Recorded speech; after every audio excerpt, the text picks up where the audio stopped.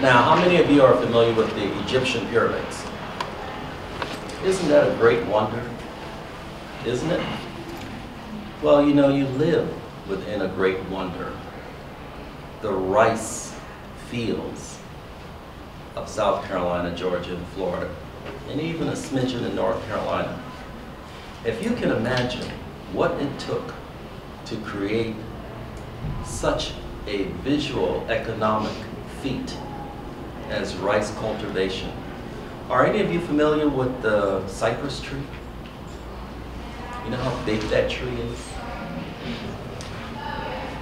Millions of cypress trees were removed to create the landscape for rice cultivation without automated engineering. This is by hand.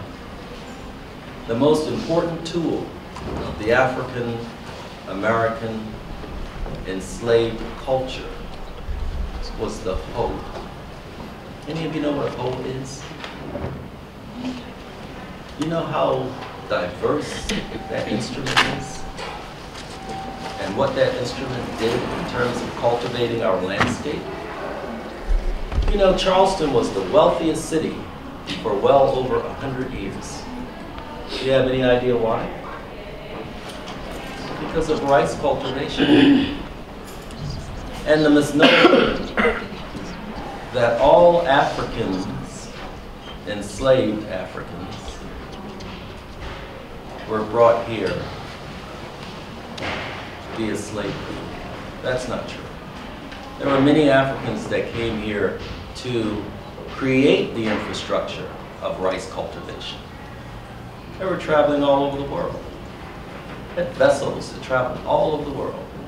South America has great proof of African culture. Mexico has it. It's in Japan. It's in China. It's all over the world.